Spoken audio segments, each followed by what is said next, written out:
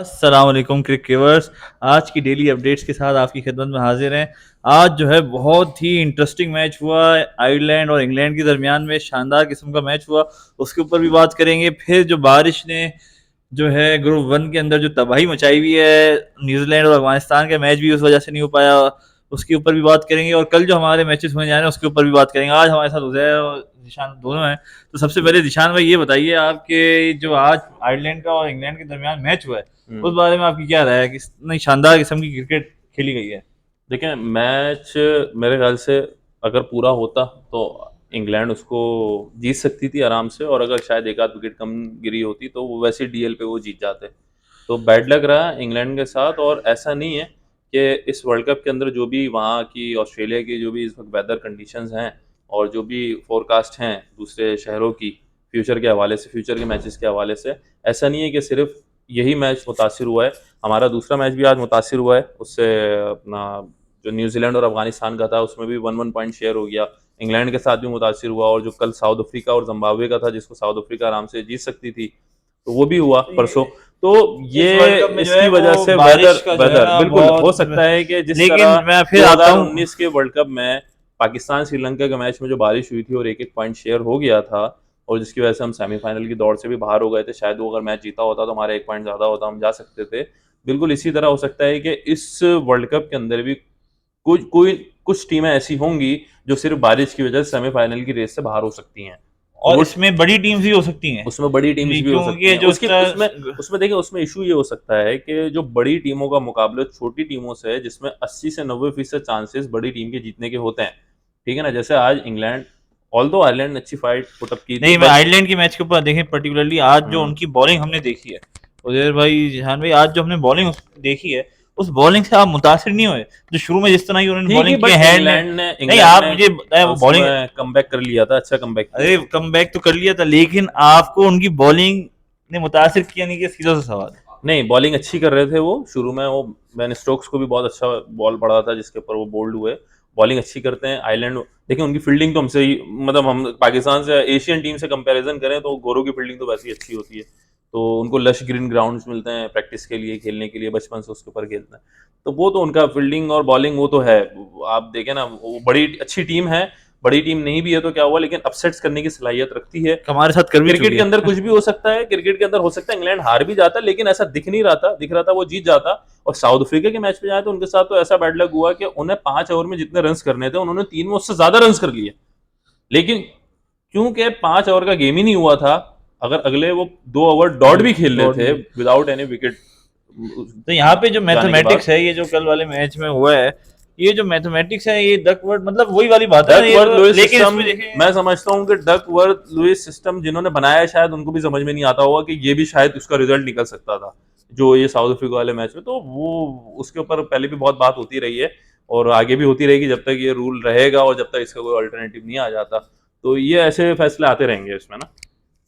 मैं आता हूँ उदय भाई आपकी तरफ। आज जो मैच हुआ है, इस मैच में जैसे जिशान भाई ये कह रहे हैं कि मतलब इंग्लैंड जो है वो आराम से जीत सकता था, लेकिन अगर आप उनकी बॉलिंग देखें तो जिस तरह उन्होंने बड़े बड़े प्लेयर्स को आउट किया, यानी कि मोइन अली के बाद जो है पीछे एक करन नहीं थे, और उसके बाद तो उनके मतलब, तो मुझे तो ये लग रहा था कि आयरलैंड ने बहुत ही अच्छी बॉलिंग भी की है और बहुत ही अच्छी बैटिंग भी की है, जब भी वो आज जीते हैं। देखिए, बेशक बारिश से जीते हैं, लेकिन उन्होंने इंग्लैंड जैसी टीम के सामने एक अच्छी फाइट रखी है। तो इस बारे में आपकी क्या राय है?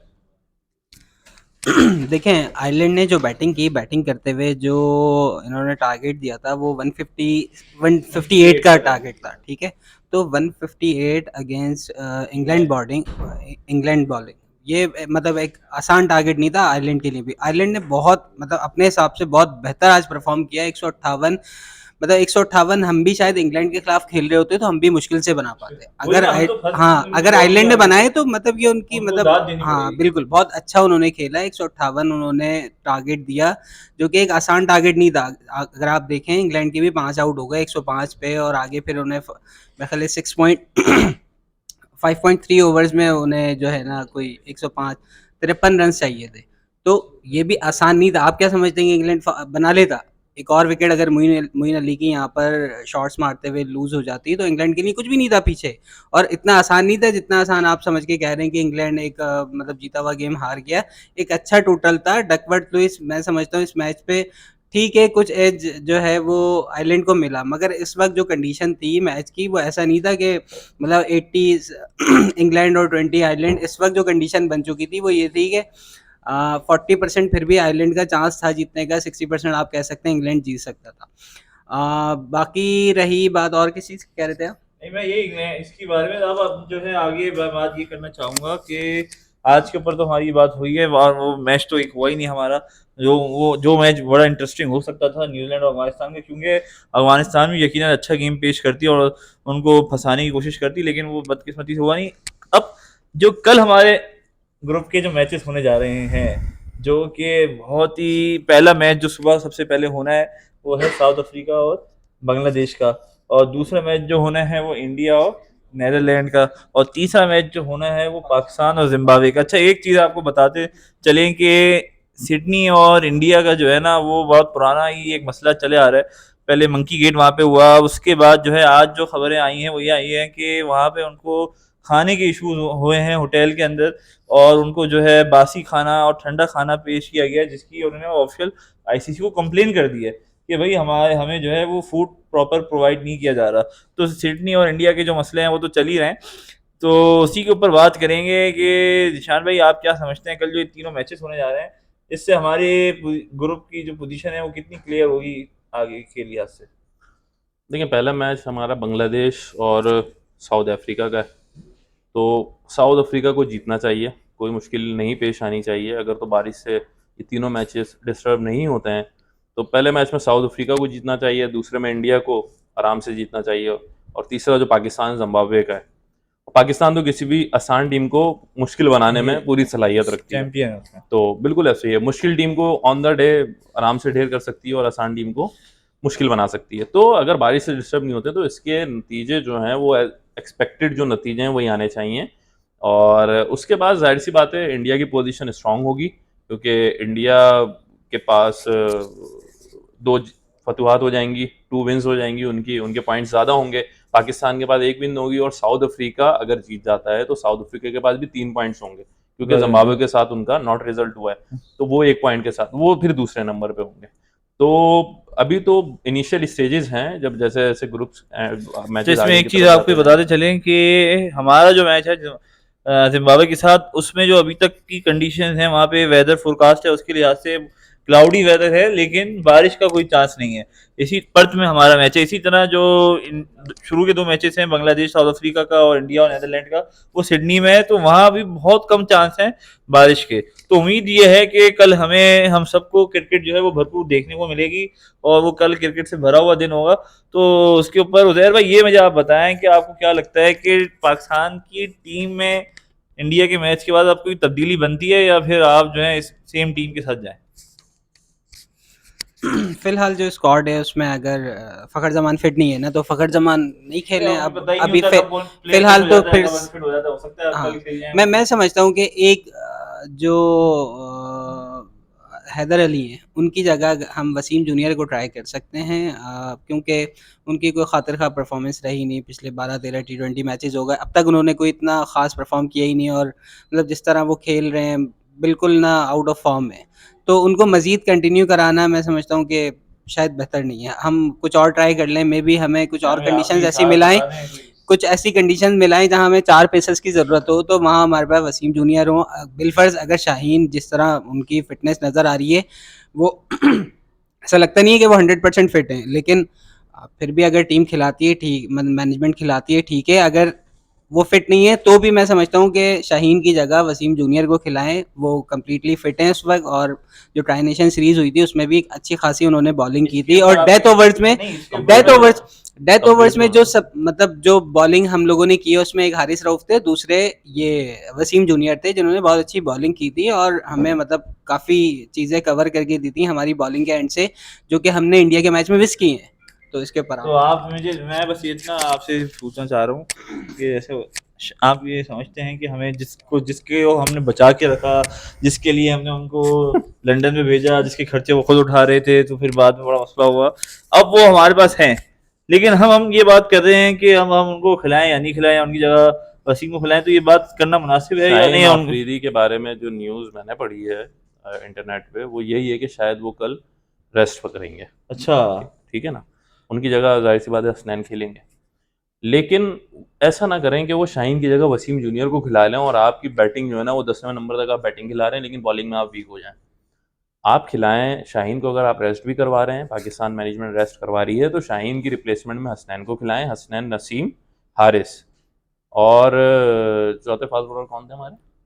हारिस है, नसीम है, शाहीन है, वसीम आते हैं। हाँ वसीम। अच्छा, वसीम को ये बिल्कुल एग्री करूंगा कि हैदर को ड्रॉप करें, बहुत वो दिया है वसीम, हैदर को ड्रॉप करके, क्योंकि जितना हैदर परफॉर्म कर रहे हैं उतना तो वसीम भी कर ही देंगे परफॉर्म, एक आध छक्का तो वसीम भी मार ही वसीम देंगे मार भाई। देते हैं। तो वसीम को खिलाएं, जिससे आपके पास एक और पेसर का आ जाएगा। और देखें, नवाज और शादाब की सूरत में आपके पास जो फ्लेक्सिबिलिटी है, ठीक है ना, मैं वहीं पे आ गया हूँ अपने 2 महीने पहले वाली बात हाँ, पे, जो 1 flexibility महीने पहले वाली सही बात पे फ्लेक्सिबिलिटी है। अगर विकेट से स्पिन को सपोर्ट हो रही होगी तो फास्ट बॉलर से ओवर कम करवा के उनसे 8 ओवर करा देंगे भाई, और अगर नहीं हो रही होगी तो उन दोनों से मिला के 4 ओवर करा लेंगे, और अगर बहुत ज्यादा सपोर्ट हो रही होगी तो इफ्तिखार से भी करवा लेंगे। तो बहुत सारे ऑप्शंस हैं, यानी कि इफ्तिकार और का अगर एंड के 2-3 ओवर बचते हैं और आपकी सारी बैट्समैन आउट हो जाते हैं, तो आपने देखा कि हारिस रऊफ भी हिट कर सकते हैं, आपके वसीम जूनियर भी हिट कर सकते हैं, आपके पास हिटिंग है, तो हैदर को आप ओमिट कर साइड में सकते कर हैं दें, साइड में। और हैदर या आसिफ में से किसी को भी, लेकिन हैदर बिल्कुल, आसिफ तो ऑन द डे चल भी जाते हैं, लेकिन जिस तरह आसिफ आउट हुए ना, हाँ, यानी कि तो मतलब नहीं, इतना हैदर फिर भी तकलीफ हुई है ना, हैदर मेरे ख्याल से एग्री करूंगा कि हैदर को ड्रॉप करके वसीम जूनियर को लाना चाहिए, और शाहीन को अगर ड्रॉप करें, मतलब रेस्ट करवाएं, तो उनकी जगह वो आपके शाहीन की जगह जो है वो हसनैन आ सकते हैं, हसनैन को आना और चाहिए। हसनैन जो अच्छा, है फखर को अगर खिलाना हो तो फखर फिर आसिफ को ड्रॉप करें, फिर आसिफ को ड्रॉप करके हम फखर की तरफ शान जा को सकते ड्रॉप हैं। करने की जरूरत अच्छा, नहीं, अभी आसिफ तक को जो drop कल के मैच के बाद हम आपको, कल के मैचेस के बाद आपको ग्रुप 2 की जो है वो बताएंगे। उदय भाई, आप भी कुछ कहना चाह रहे हैं? मैं कुछ कहना चाह रहा हूँ मैं, ये कि देखें, आप ना कंडीशंस के हिसाब से सिलेक्शन करें, क्योंकि जो लास्ट इंडिया वाला मैच था, मैं समझता हूँ उसमें थोड़ी सी सिलेक्शन में मिस्टेक थी। वहाँ पर हमने जो उनको खिलाया ना, जो ओपनर थे हमारे, वन डाउन जो आए थे, वन डाउन हमारे जो है वो इफ्तिकार, नहीं नहीं, नहीं इफ्तिकार, शान मसूद आए थे, शान बिल्कुल, मसूद शान जो मसूद आए थे। शान मसूद जो आए थे, शान मसूद ने जो मतलब जो इनिंग्स खेली वो उस कंडीशन के हिसाब से सूटेबल थे। क्यों? बिल्कुल। क्योंकि वहां पर बॉल इतना ज्यादा मूव हो रहा था, इतना मतलब आपके पास कोई रोकने वाला, इवन उनके खुद के बल्ले में भी बॉल नहीं आ रही सही। थी। वो 15-16 ओवर तक जो है ना, बस खेल रहे थे, मतलब इनिंग्स को लंबा कर रहे innings थे को ताकि लंबा। आखिर तक मैच अच्छा, जाए। अब आगे जो मैचेस है ना, उसमें आप देखेंगे कंडीशंस क्या है। कंडीशंस के हिसाब से आप देखेंगे कि हमें शान मसूद को खिलाना है। मैं समझता हूँ अभी फखर फिट नहीं है, जो कि न्यूज आ रही है आजकल ना। अगर फखर फिट होते हैं तो आपके पास और कोई ऑप्शन नहीं है, लाजमी आप जो है ना फखर को खिलाएं। उनकी जगह खिलाएं आप, तो अब इस पे शान बस मसूद की जगह। और शान मसूद, अगर कोई ऐसी कंडीशन है आपको जहाँ लगता है कि जहाँ पर रोकने की जरूरत है, और कंडीशंस ऐसी हैं कि जहाँ पर आपके ओपनर सरवाइव ना कर सकें, तो वहां पर आप शान मसूद को खिलाएं। तो ये बात हुई है अभी तक के जो है वो सिचुएशन के हिसाब से देखना चाहिए, और कल के हवाले से देखिए, तब यानी कि हमारे जिशान भाई हों, यासिर भाई हों, उजैर भाई हों, या मैं हूँ, मेरा भी अपना, हम तीनों का यही ख्याल है कि तब्दीली तो बनती है। अब वो क्या तब्दीली बनती है वो उसके ऊपर बात है, लेकिन तब्दीली ज़रूरी है इस वक्त कल के मैच के लिए, और उसके ताकि आपको पता चल जाए कि आपका कौन सा ऑप्शन कैसा बिहेव कर रहा है। तो उसी हवाले से हम आपको तमाम कल के हवाले से भी, कल के मैचेस के बाद ग्रुप 2 की और आपकी पिक्चर क्लियर हो जाएगी, तो उसकी भी हम आपको पॉइंट्स टेबल बता देंगे। फिलहाल जो आज के मैचेस के बाद जो ग्रुप 1 का पॉइंट्स टेबल है, न्यूजीलैंड जो है वो टॉप पे है 3 पॉइंट्स के साथ, और उनकी नेट रन रेट का तो कोई इशू ही नहीं है, वो टॉप पे है 4.4 के साथ। दूसरे नंबर पे श्रीलंका है दूसरे 2 पॉइंट्स के साथ, फिर इंग्लैंड, आयरलैंड, ऑस्ट्रेलिया, अफगानिस्तान। तो इस वक्त जो है वो ग्रुप 1 का पॉइंट्स टेबल जो है वो एक्साइटेड हुआ हुआ, एक्साइटमेंट है वहाँ की उनमें टीम्स में, क्योंकि कुछ भी हो सकता है। जो छोटी टीम्स हैं उनमें, उनके पास भी चांस है कुछ अच्छा गेम खेल के आगे जाने का। तो कल इंशाल्लाह ताला कल के तमाम मैचेस के ऊपर आपके लिए अपडेट्स लाएंगे। आप तमाम अपडेट्स के लिए जो है वो क्रिक केवर्स को देखते रहिए, हमारे चैनल को सब्सक्राइब करें और कमेंट करके ज़रूर बताएं।